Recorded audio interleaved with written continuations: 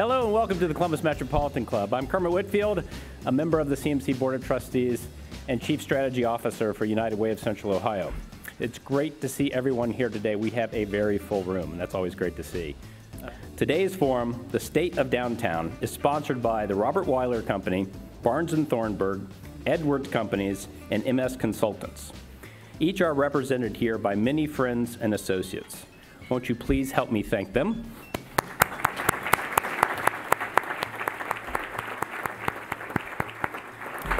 And welcome Bill Nolan, Office Managing Partner at Barnes & Thornburg, to the stage to introduce our speakers. Bill?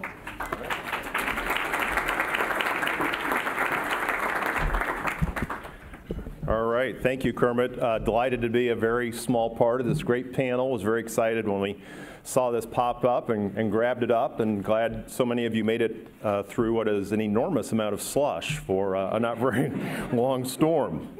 This is the third time that CMC has worked with the Capital Crossroads and Discovery Special Improvement Districts to present data and trends relevant to our downtown area, talk about what's going on, talk about the data behind it. With no further ado, let me introduce our speakers. Not present yet, but will make a grand entrance soon as Executive Director of the Special Improvement Districts, Cleve Ricksecker. Closest to me, going away, the President of the Columbus College of Art and Design, Melanie Korn, the President of the Pizzuti Companies, Joel Pizzuti in the middle.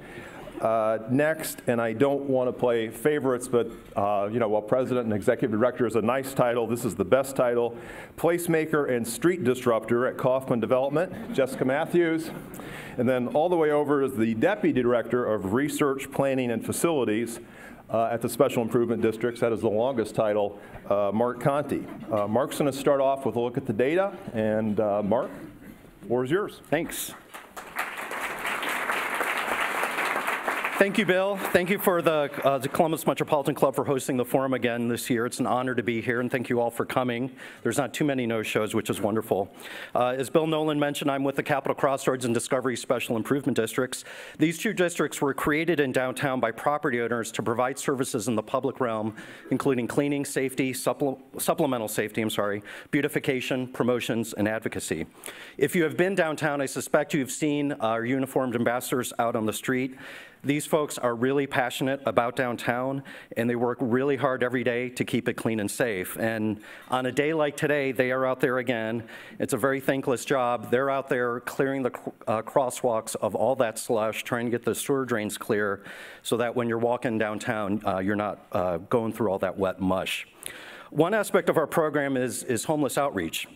We employ 2 full-time homeless outreach specialists who are committed to engaging people who are in need on our downtown streets and getting them connected to services. The engagement takes place on the street, in our office, at the main library, and also at the open shelter. Our outreach team is very effective. Last year, they connected 84 people to permanent housing and 43 people to temporary housing. So if you see somebody who's downtown and appears to be in need of services, the best thing you could do is to give the SIDS hotline a call. And if you turn over your placemat on the other side of that, you'll see more detailed information about our Homeless Outreach and Caring Connections program. Putting this report together was a team effort in the office, so I do want to thank the rest of the SIDS staff over at this table for their work in putting it together. In most cases with the report and with what my remarks today will be about, I'll be talking about downtown with the official definition, referring to the area bounded by the 3 interstates, 670, 70, and 71, and then the railroad tracks to the west on the Sidon Peninsula. And it should come as no surprise that the state of downtown right now is very, very strong and remains strong. It's a wonderful situation when the report is pretty much outdated by the time we publish it, because so many projects have either been announced or have broken ground since the end of the year. I'll touch on just a couple of the downtown sectors that we track. First, looking at the housing market, downtown has had 15 years of consecutive population growth. I estimate the current downtown population to be 9,000 residents, with 600 residents added just in the last year. It's likely that downtown will pass the 10,000 resident threshold sometime in 2020. For comparison, though, downtown's population peaked at 30,000 in 1950, and it had dwindled to just 3,500 by the year 2000. So we've made some pretty amazing progress since then. There are 1,265 housing units under construction right now, and about 900 of these will open this year. Most of these units are rental. Close to 4,000 units have been announced, with many of these being contained in 2 long-term development projects, those being the Scioto Peninsula and then the Confluence Village, the area around the new Crew Stadium, which I guess maybe you'll hear more about that in a few weeks. The Discovery District, the eastern half of downtown and the focus of today's panel, is getting more attention now from residential developers. 134 units were completed this year, including new construction like 6th Street Muse, and some pretty high-profile adaptive reuse projects like the View on Grant and the Lear Block. These 3 projects are north of Broad near Columbus College of Art and Design and Columbus State Community College. Xander on State and the apartments at 330 Oak Street will reshape the area around Grant Medical Center. This area south of Broad will be further transformed with the proposals from the Pizzuti companies, you'll hear from Joel in a second, their proposals for the Grand Oak Apartments and redevelopment of a surface parking lot near Capital University Law School. Motorist Insurance started construction on the first phase of what will be a new residential neighborhood around their corporate headquarters near the Topiary Park. Turning to the office market, the overall downtown vacancy rate reported by CB Richard Ellis is 14.9%. That's up from 13.3% a year ago. While more space is being leased than a year ago, new space was added to the market when 80 on the Commons was completed, causing the vacancy rate to increase slightly. Last year, I talked a little bit about the higher availability rate among the buildings around Capitol Square. The availability rate includes all of the vacant space plus leased space that is on the market or will be on the market fairly soon. This data can be found on your placemat in the lower left-hand corner. The availability rate for Capitol Square stands at 28% and still higher for the rest of downtown. A lot of the buildings around the square are trying to respond to this by staying competitive through new investment, and they're putting investment in tenant amenities and updates to their common areas. Some of these buildings, though, they've been labeled obsolete because of the small floor plates when compared to new construction. However, the buildings with the small floor plates hold an important role in attracting and incubating small businesses, especially in downtown. These small businesses may one day turn into large ones. Some examples just within the downtown proper. Root Insurance recently moved into 80 on the Commons and plans to expand their workforce by over 350 employees. Their previous space on Gay Street had a floor plate of just 5,400 square feet. Cover My Meds grew out of a small building on Chestnut and moved into Miranova and then leased some additional space in the Huntington Center. As they continue to grow, they are planning a new $240 million headquarters in Franklinton. Looking back at some of the corporate stalwarts of Columbus, Huntington Bank started in a small building, now has been since demolished, at Broad and High in 1866. And even Nationwide Insurance, they had to start somewhere. That somewhere was just a portion of a mansion on East Broad Street in the Discovery District. I'll close with a thought, though, about some additional meaning to the numbers. The development we are seeing throughout downtown from both the public and private sectors, it's a means to an end. The end is making downtown Columbus into the downtown that the city and region deserves. Downtown is truly a space for everyone, and it's the one place that creates an impression of who we are as a city for both residents and visitors. With that, I will turn it over to Cleve and the panel.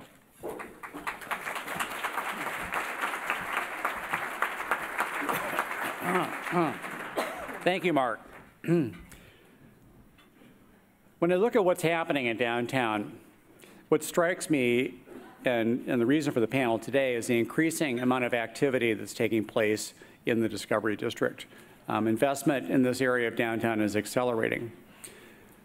What's interesting about the future of Discovery District, believe it or not, is the amount of surface parking and vacant land in this area of Columbus. And why is that? Well, parking lots and vacant properties are a clean slate.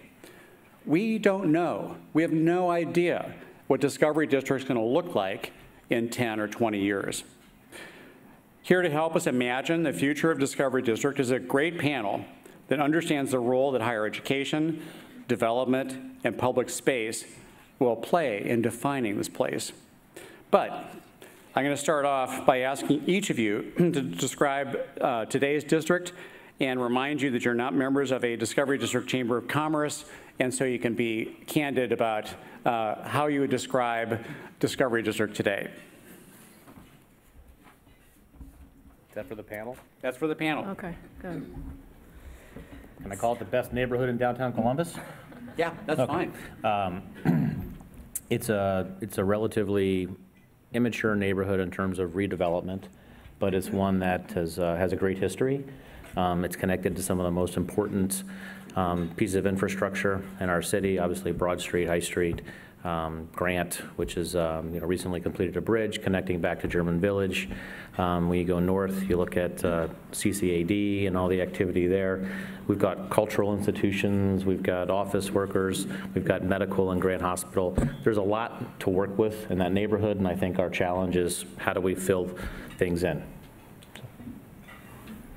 I think similar to the downtown, we're seeing kind of a resuscitation of sorts, where the downtown area and looking east and west, it's no longer a Monday through Friday work week place. It's slowly becoming a 24 hours a day life.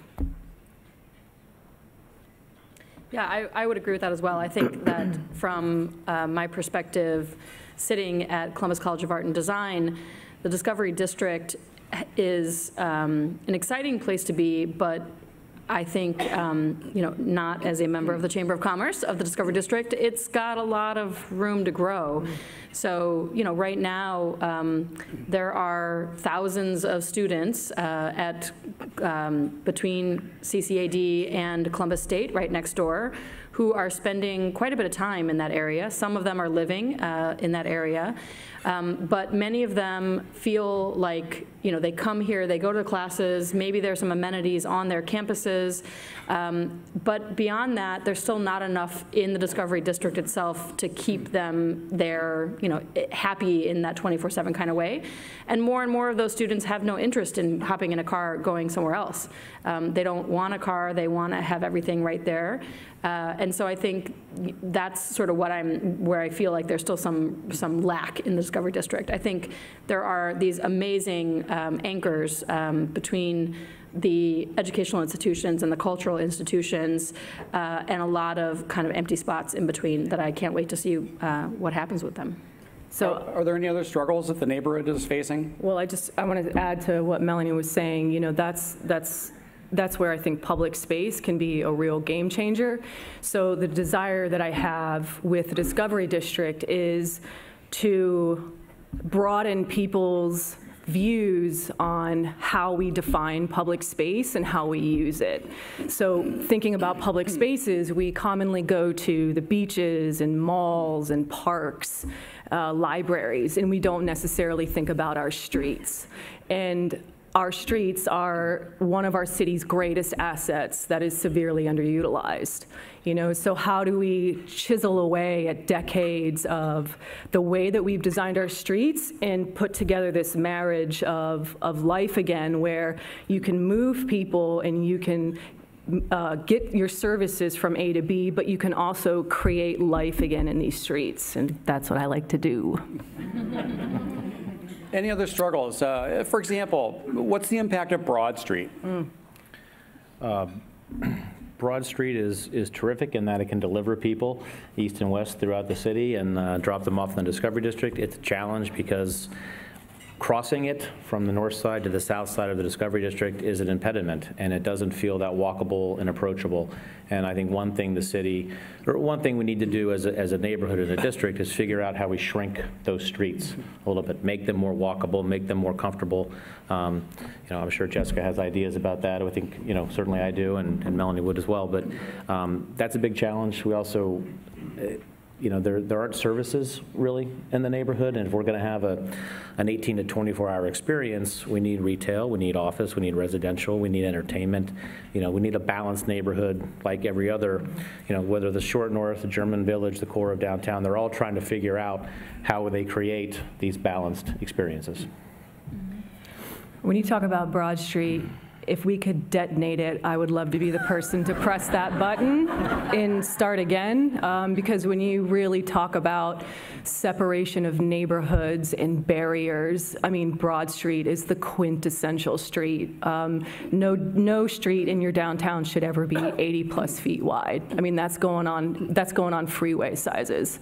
So if we can, have leadership and really start forward thinking about changing the way that Broad Street looks and feels, I think that really can start connecting multitude of neighborhoods, not just the Discovery District, but we all know how far east and west Broad Street goes.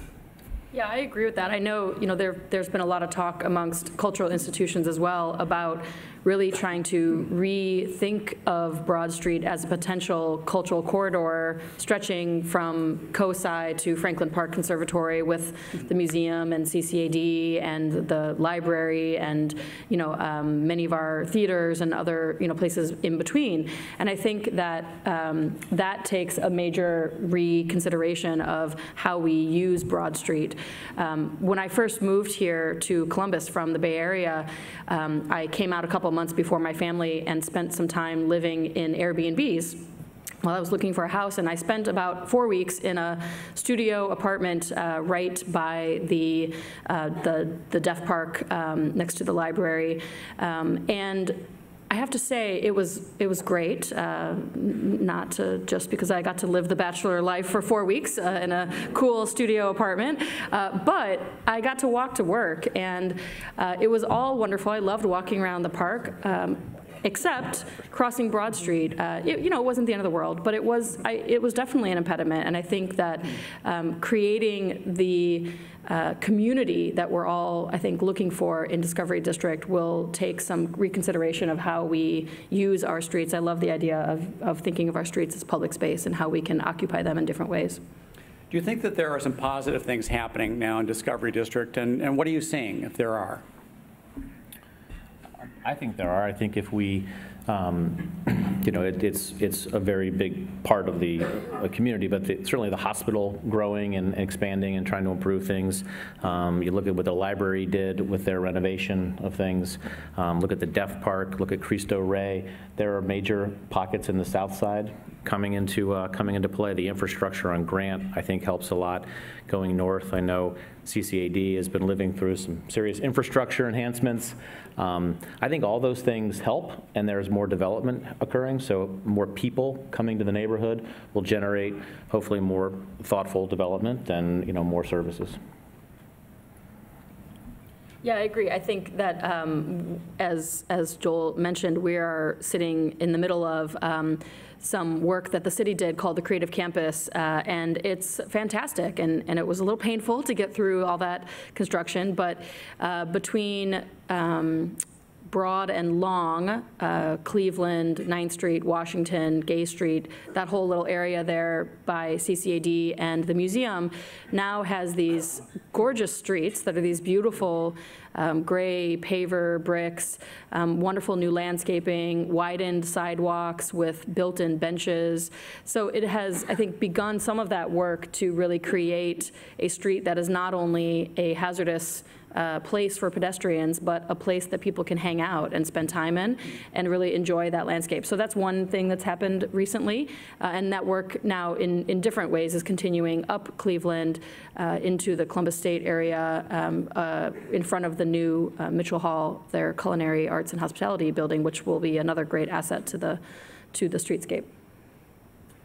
The Discovery Special Improvement District recently contracted with MS Consultants, MBBJ, UHS, and other subcontractors to create a Discovery Trail that's going to go through the district. What impact will a trail have on the district? I think that what we're trying to do is make the Discovery District known to people. I mean, there's still a lot of people living in the city that don't know where the Discovery District is. So to begin to create interesting, memorable spaces, create this very interesting trail, I think that people can come to it and experience it and have these great experiences and be able to then become these ambassadors of talking about the Discovery District. I mean, will it help synergy? Right now, the problem in the Discovery District is that people go to an attraction, whatever it might be, the hospital, the library, the museum, they park, they go, they get back in their cars, they leave. That's a challenge. Can we overcome that? I think what you're doing, I think the trail helps. I think that what every neighborhood wants is people to park their car and walk around and enjoy themselves and move from activity to activity. So if they're living there, we'd like to see people on the streets, walking to a restaurant, walking to a bar, walking the trail, whatever it is. We'd like to see people visiting the neighborhood doing the same thing. If we aren't giving them experiences like the trail and others, they won't do that. Yeah, I agree. I think in some ways it will also help us become tourists in our own city. I think for many of us, you live in a city for a long time and you go elsewhere to experience something new when there are so many parts of our own city that we don't ever really take advantage of. So I think something like the Discovery Trail gives people an excuse to come check out a new neighborhood they may not know, gives them a roadmap on how to do that, on where to go, what to see. So I think that'll be a great advantage of it. And I think, again, selfishly for CCAD, it will also, I think, help people recognize CCAD as a place to come visit. I think most of us maybe don't think about a college campus as some place to go visit. You think that's where the students go who attend there, but most college campuses and places like CCAD have all kinds of great assets for the community. We have a cafeteria that's open to the public. We have public galleries. We have, a store that's open to the public, an art store. We have all kinds of things. And I think that, again, giving people that, that visual designation of a place gives them sort of access in a way that they maybe didn't know they had before. I think what's great also about the Discovery Trail is we have the potential of really doing some special things when it comes to creating a more robust public realm. I think sometimes we miss the boat on that, and when it comes to the public realm, that's kind of the veranda of our cities.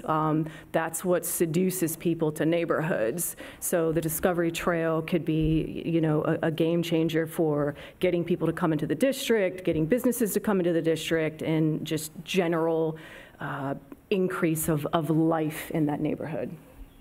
Is Discovery District unique for the city of Columbus? And if you think it is, why do you think it's unique?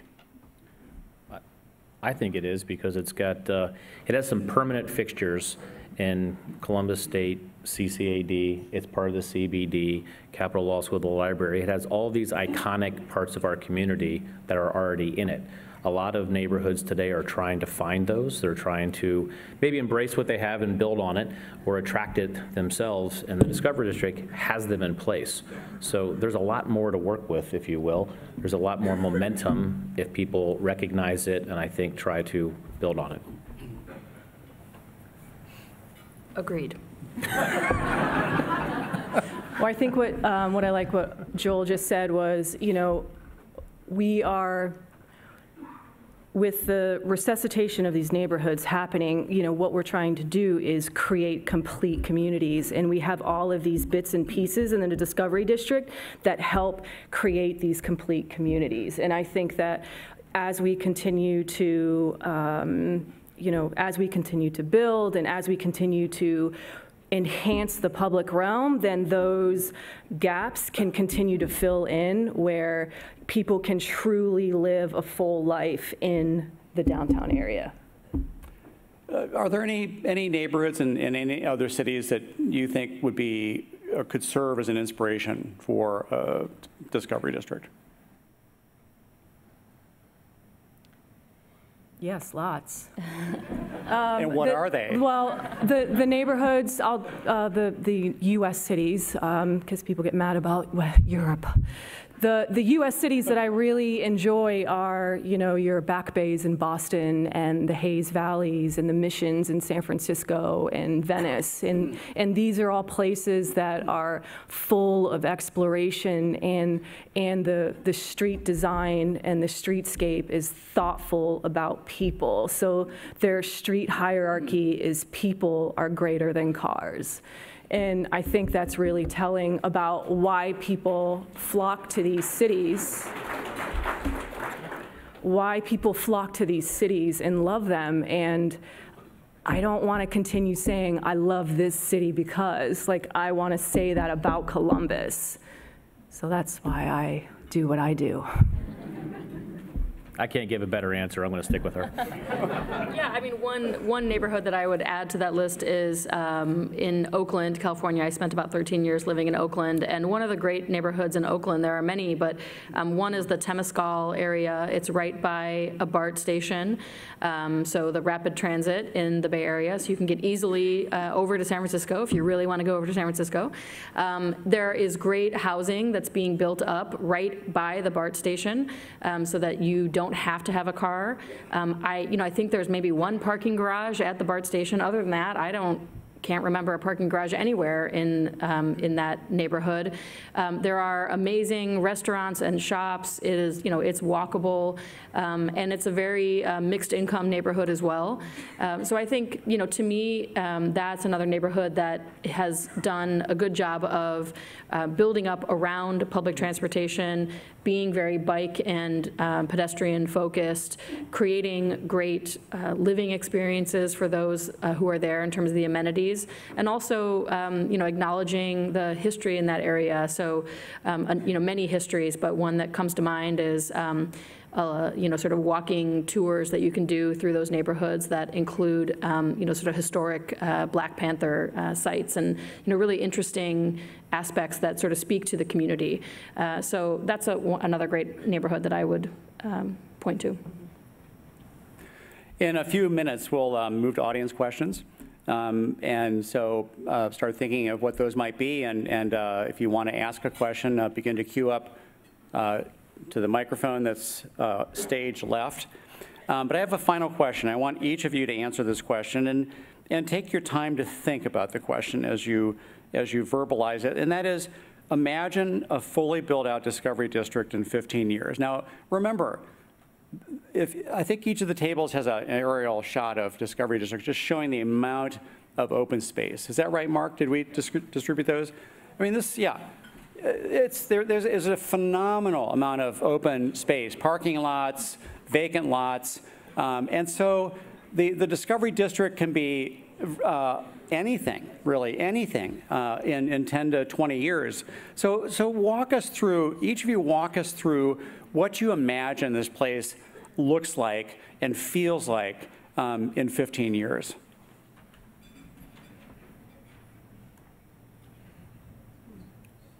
Let me go first.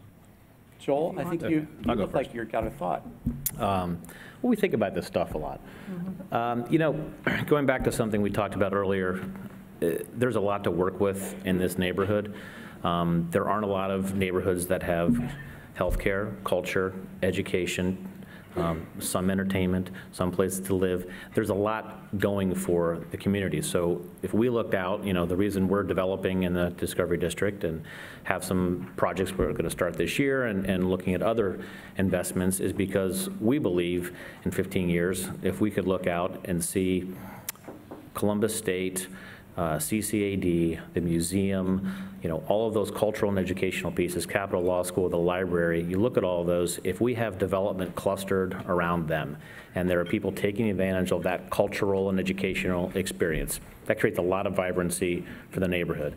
When you look at Grant Hospital and some of the infrastructure and things moving south all the way down to where Nationwide Children's Hospital is on Livingston. I know that's not the Discovery District, but that all impacts what we're doing. It kind of bookends the neighborhood. I think if we could see Livingston improve, I think that'll encourage people to continue to move north. I think if we see people living and working around all of our cultural and educational institutions, if we see Town Street You know, there are so many great apartments and buildings that line Town Street right around the topiary garden. If we start seeing those older buildings, you know, revamped and improved, if we see some of the parking lots built out and people enjoying that neighborhood, I think we have a chance to be one of the best neighborhoods in all of Columbus.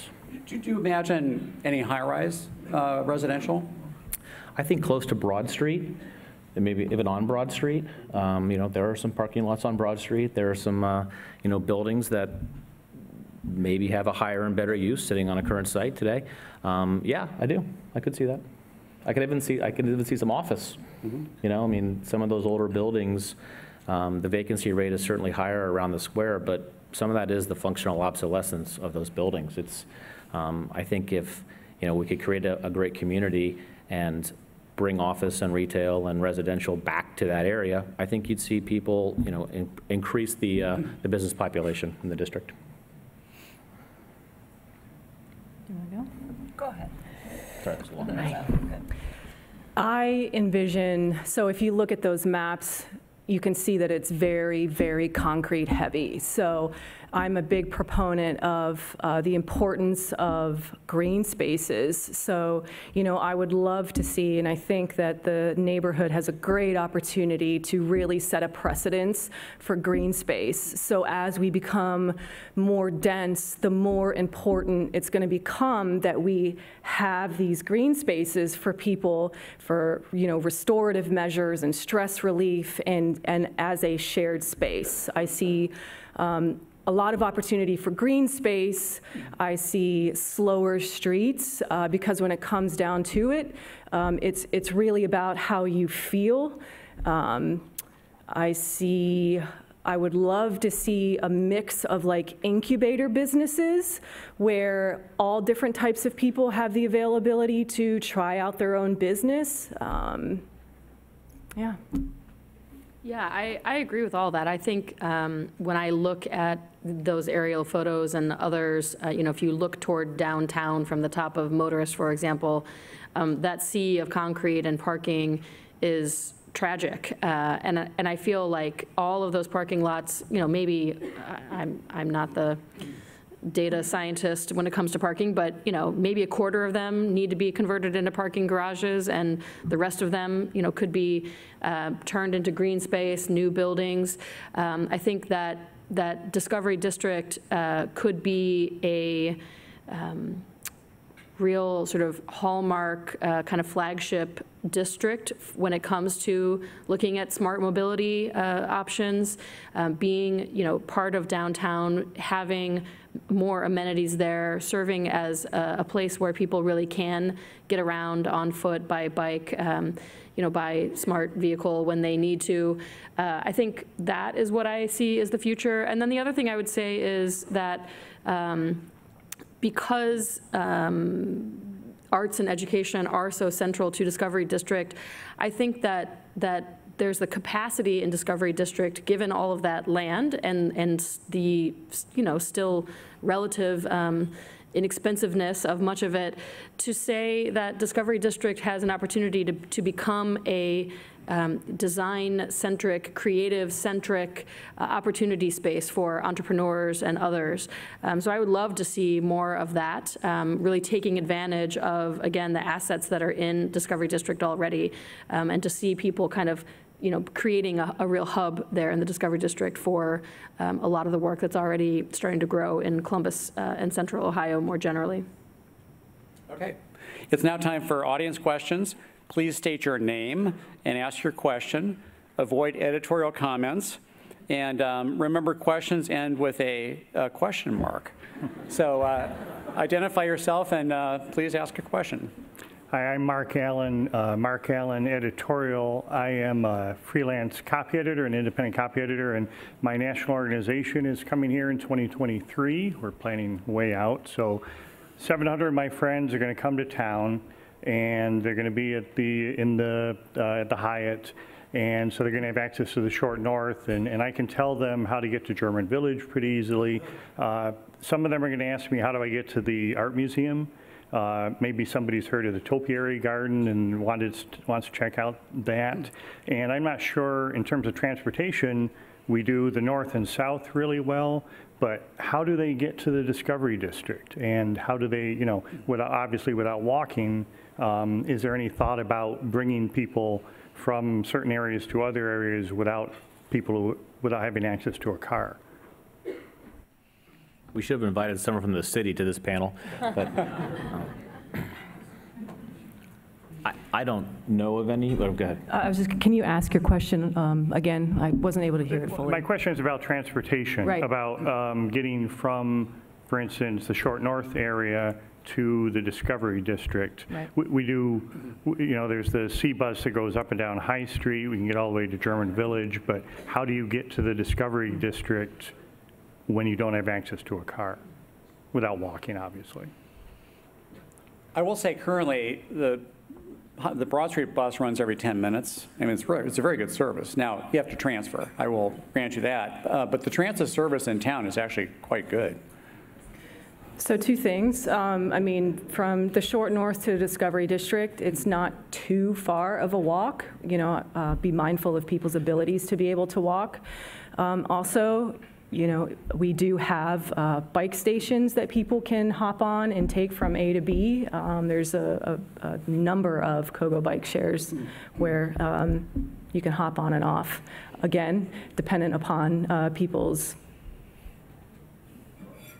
love or fear of riding in the roads or not. But those are options. You know, actually, if Smart Columbus were up here, they might be able to answer that question as well in 2023. Buried in the question is a little bit of editorializing. Maybe we should be thinking about circulator options. Smart Columbus probably does have some good ideas about how we move people east and west, and not just along those straight up and down routes. Agreed. Agreed. Thank you for coming. This was a really informative forum. I was so happy to hear you talk about green spaces, and like you, I enjoy the cities that have the pocket parks, the downtown pocket parks within the density, and not just a central park. Places you can walk out of a building and there's an open space and you see guys playing checkers and those kind of things. Does our city have any ordinances in place that require that as we build density? To my knowledge, we do not. It's really up to a developer to decide to do that.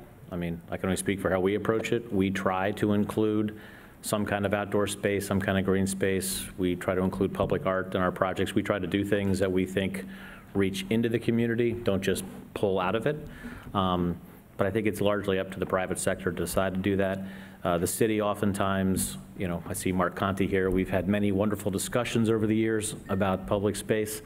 And I think there's a push-pull sometimes with the city, and I think the two groups, the public sector and the private sector, need to work together to figure out ways to make it a part of our developments.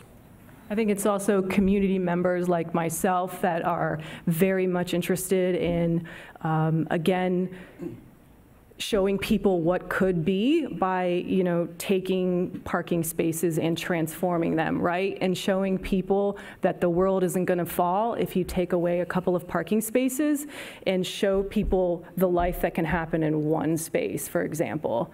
I think there's opportunity to do that. I think that you know, other cities have really great, robust programs that allow communities to apply to do these things. We currently don't, but I think community members play a heavy role in that as well.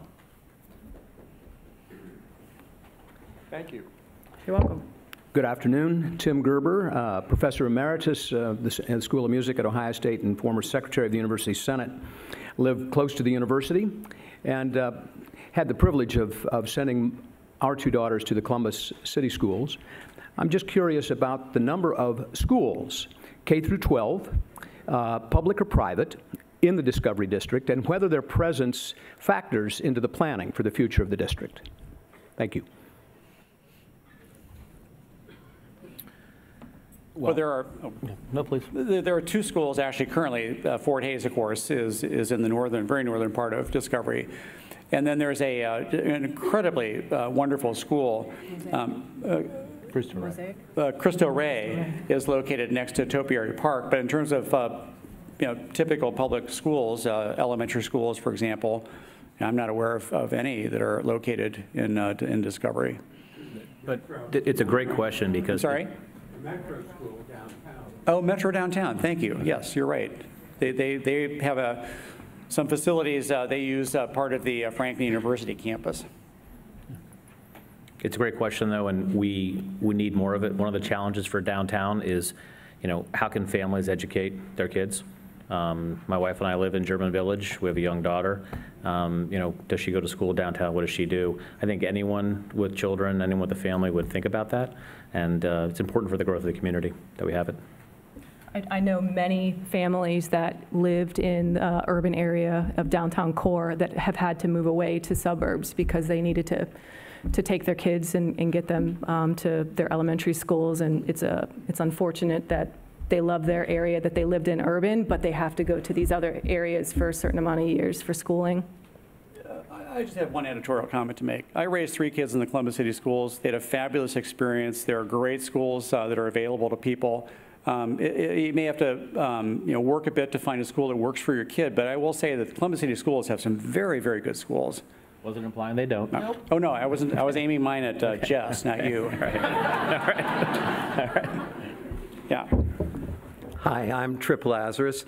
I'm just wondering how we do a better job of getting auxiliary businesses down there. I mean, even looking right now around, we've got all these, housing around the commons, but try to go to the theater, which is right there, and try to find a restaurant that's right there. Or if I'm living in any of those places, I would consider it a lot more likely if there were a little grocery that I could stop in and pick stuff up on my way home. I know there's a Kroger, but I probably have to get on a bus to get to that. So I'm a little worried about how slow we are to fill in needed businesses. I'll just speak for the development, at least us as a developer. We are as well. All the cities that were referenced by Jessica and by Jesse and by Melanie, they all have balanced communities. In any great city, downtown I've ever been to, anywhere in the world, there's a balance. People can shop, they can buy groceries, they can, do simple things, go to the drugstore, go to the dry cleaner. Like, we need all those things downtown. That's what makes cities or communities complete. It is a challenge. The one everyone always hears about is the grocery store, and we think the same thing you do. It's not for lack of effort. Rooftops and retail have a direct correlation. So, let me have a follow-up question to your question, though. When you build on-site parking for residential projects in downtown, and everyone who lives downtown has a car, why would they shop in downtown when they can drive to a big box store? I think they want to. Right. I mean, I again speak for myself. I mean, we live in an urban community downtown and have no interest in driving to the suburbs to go shopping. We would like to do everything downtown. Just because I have a car doesn't mean I like to drive it all the time. But I do think it's also about trying to kind of figure out what can be distinctive about that shopping experience. So yes, maybe it would be just as easy to drive 15 minutes out to the big box store as it would be to have to go to 5 different stores. But going to those 5 different stores on your block has to become an enjoyable experience. And I think that's part of what the challenge is as well, is that we have to really think about what kind of retail is going in, what kind of food is going in. Are those places that are meeting a specific desire and need of that community? Are they positive? Are they exciting experiences, especially younger folks?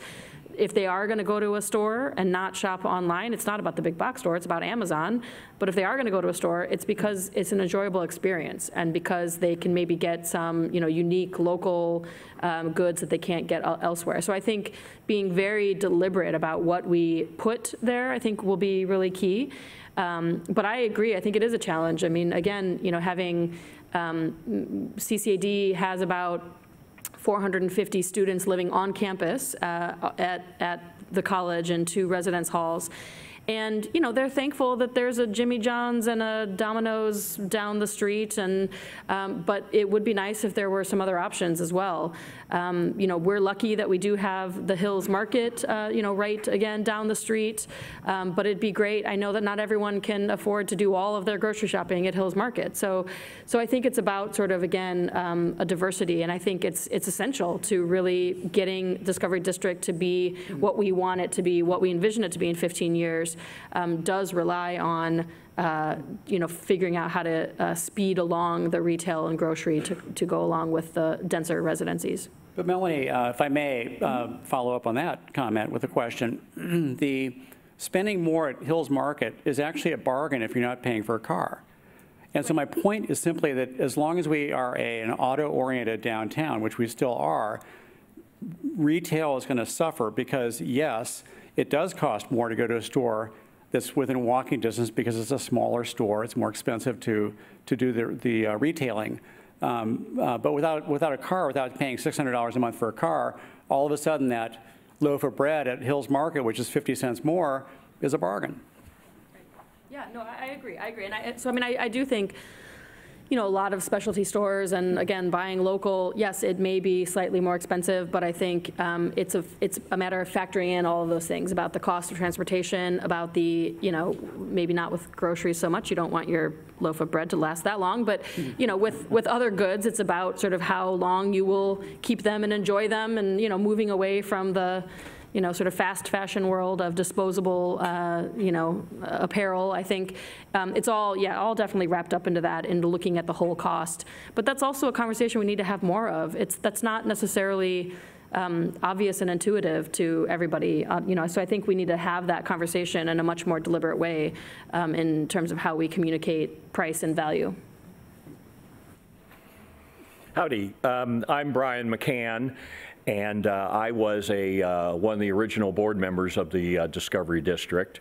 I also followed Cleve as executive director of the Capital City Transit Coalition. And I guess my question is going to be directed to Jess mostly. But do any of you remember a study done about 97, 98 or so about a median down the middle of Broad Street? And if so, would that be a disruptor enough to make Broad Street palatable or pleasant? Depends on how big that median is, because we have medians on streets that don't do anything. So I think that you need a median where people are crossing the street and they can actually feel like they can stop in the median and be comfortable waiting for the next light for them to cross, right?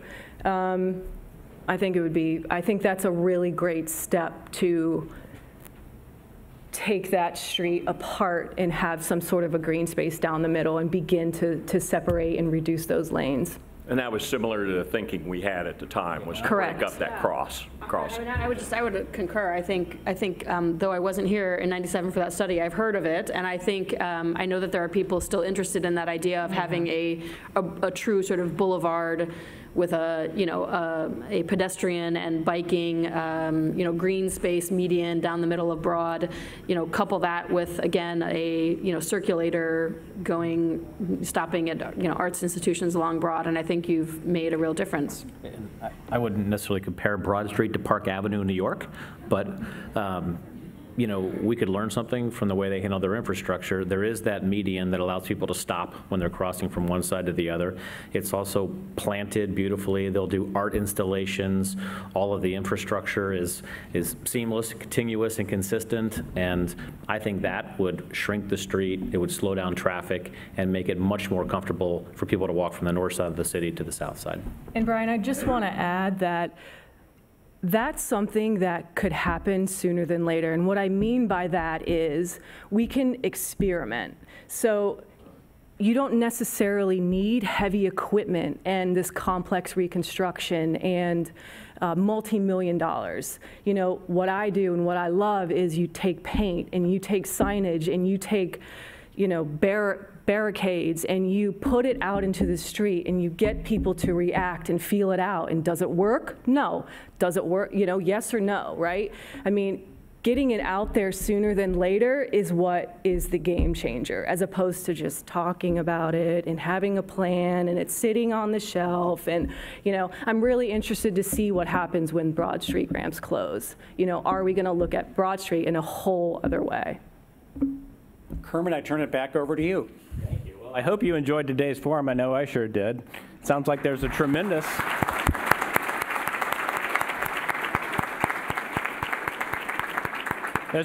amount of opportunity moving forward in the Discovery District. Let's thank our sponsors, Robert Weiler Company, Edwards Companies, MS Consultants, and Barnes & Thornburg. And our speakers, Cleve Ricksecker, Melanie Korn, Jessica Matthews, Joel Bazzuti, and Mark Condi. And thanks to all of you. We'll see you here next week.